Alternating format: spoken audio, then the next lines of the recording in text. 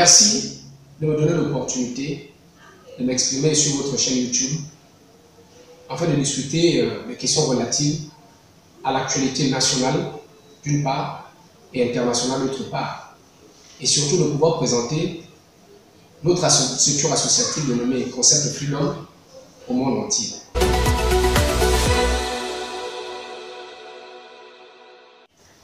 Le Concept Freedom est une association apolitique qui est orientée vers le développement social, reconnu par les autorités sur le numéro 00831. Et actuellement, nous sommes en train de nous battre au niveau du ministère de la Jeunesse et des Sports pour bien évidemment nous conformer au principe de la dite institution qui consiste à avoir un agrément technique. Le Concept Freedom a son sein des ingénieurs dans plusieurs domaines. Domaine QHSE, domaine juridique, domaine entrepreneurial, domaine communication et domaine associatif, proprement dit dans le développement associatif. Voilà ici succinctement le Concept Freedom. Notre but essentiel, c'est l'autonomisation de la jeunesse par le canal de l'entrepreneuriat social.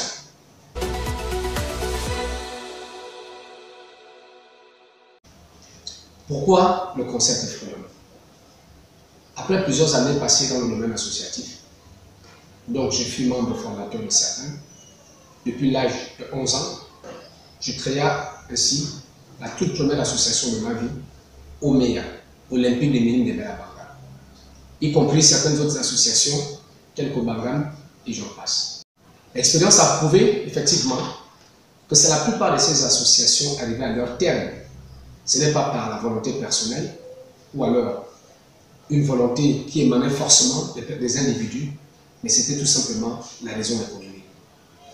C'est vrai qu'à la base, toute association vit de ses cotisations, selon ce qu'on nous enseigne.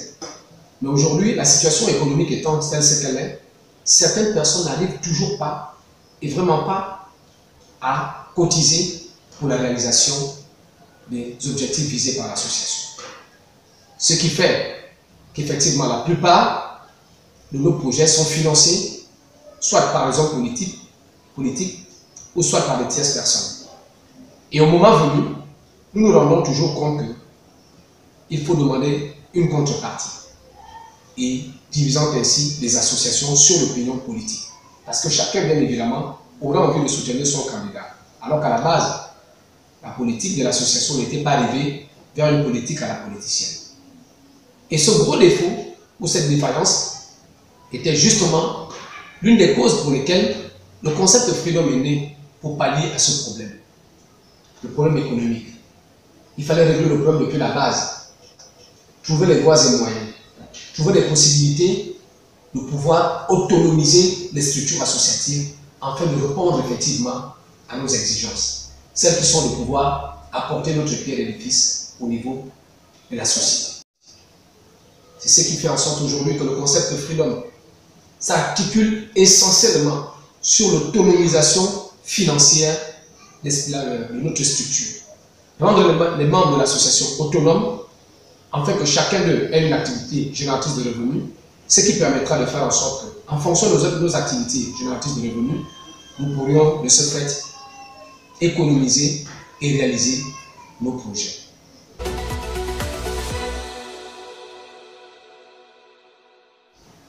Notre vision, elle est simple. Aujourd'hui, le plus gros pourvoyeur d'emploi, c'est bien évidemment l'État. Et nous le savons tous depuis un moment, l'État n'embauche pas. L'État n'arrive plus à subvenir aux besoins des uns et des autres. Et nous savons effectivement que certains d'entre nous sortent des grandes écoles, sont diplômés, et parfois restent assis en attendant qu'ils trouvent un emploi au niveau de la fonction publique, ce qui n'est pas toujours évident. Par contre, la solution vient du Concept Freedom. Avec des activités génératrices de revenus, chaque jeune, chaque membre de l'association pourra effectivement avoir quelque chose qui lui permettra déjà de pouvoir survivre et de subvenir à ses besoins. Nous savons tous aujourd'hui que lorsque tu n'as pas un emploi, Lorsque tu n'as pas une activité génératrice de revenus, tu n'as pas de voix et tu as du mal à t'exprimer. Et non seulement, comme on le dit, un ventre affamé n'a point d'oreille. Et à ce moment, on se retrouve à une situation où la délinquance juvénile ne fait qu'elle s'élever dans notre pays. Et aujourd'hui, le concept Freedom veut que les associations s'inspirent de ce modèle. C'est-à-dire le modèle qui consiste à mettre en place des AGR. Et ces AGR vont amener chaque membre de l'association à pouvoir exercer une activité qui lui permettra de subvenir à ses besoins. Voici la vision du concept. Notre vision consiste à autonomiser la jeunesse financièrement. Qui dit l'autonomisation financière, dit l'autonomisation intellectuelle, dit l'autonomisation même au niveau de la pensée.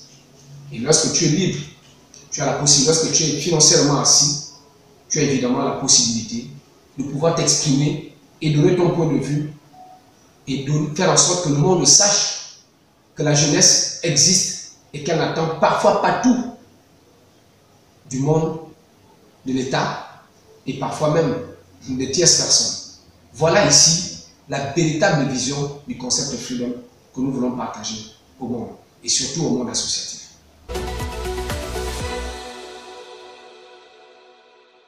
Je dirais que c'est une question qui est tellement évidente que chaque leader d'association et chacun d'entre nous a la capacité aujourd'hui de pouvoir répondre à cette question. Nous avons aujourd'hui une pandémie qui court dans le Gabon, dans le monde entier, qui est la Covid-19, le coronavirus que vous connaissez très bien. Mais aujourd'hui, nous recevons nos instructions de l'OMS, l'Organisation mondiale de la santé. C'est une association. Les associations ne doivent plus être vues comme étant des simples mouvements associatifs qui n'existent que lorsqu'il y a un meeting, lorsqu'il y a une rencontre politique, ou lorsqu'on a besoin d'elle, certainement pour faire valoir quoi que ce soit. Le monde associatif a sa place. Les grands leaders de ce monde sont passés par des associations. Et aujourd'hui, l'association a la capacité de pouvoir apporter son aide au fonctionnement de l'État. Et aujourd'hui, nous le voyons si bien, on parle de la Croix-Rouge, l'UNICEF, etc. Ce sont des organisations. Mais le monde associatif a toute sa place. Mais nous sommes un peu étonnés de voir aujourd'hui la connotation que les associations à caractère national ont dans notre pays, ce qui nous dérange beaucoup plus, parce que nous savons qu'au détriment de ce que nous avons comme compétence chacun d'entre nous dans ces associations, aujourd'hui, nous sommes capables dans le monde associatif de pouvoir démontrer qu'il y a des compétences au niveau de ces associations pour apporter leur aide à l'État, même par rapport à la situation actuelle.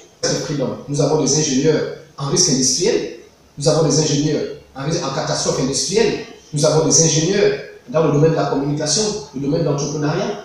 Et dans certaines associations, celles avec lesquelles je travaille beaucoup, le Reflet, nous avons des psychologues qui sont capables, en ce temps de difficultés, d'apporter leur pierre à l'édifice, sensibiliser, informer, éduquer, parfois consoler avec les moyens que nous avons.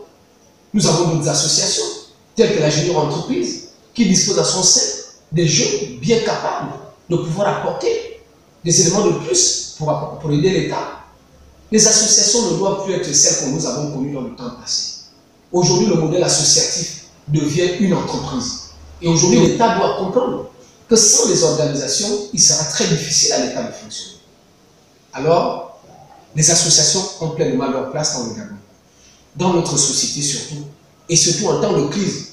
C'est le moment de les utiliser, de les former et de pouvoir aider l'État dans cette situation de crise. Quelqu'un qui est bien formé, qui a reçu une formation, qui a reçu une éducation, pourquoi ne pas apporter cette éducation, cette formation au moment où l'État a le plus besoin? Les associations ne doivent plus être vues comme étant des simples mouvements, des mouvements qui ne sont que circonstanciels. Les associations doivent être des partenaires de l'État, afin que l'État puisse tenir compte effectivement des propositions qui sont faites au niveau de ces structures associatives. Les associations aujourd'hui ont prouvé leur efficacité, de par l'ONU, l'Organisation mondiale de la santé et tout ce qui l'englobe. Aujourd'hui, nous connaissons que la plupart, nous le savons très bien, la plupart de ces leaders que nous connaissons aujourd'hui, Barack Obama, sont sortis des associations, sont sortis des mouvements. Voici la place de l'association dans la société.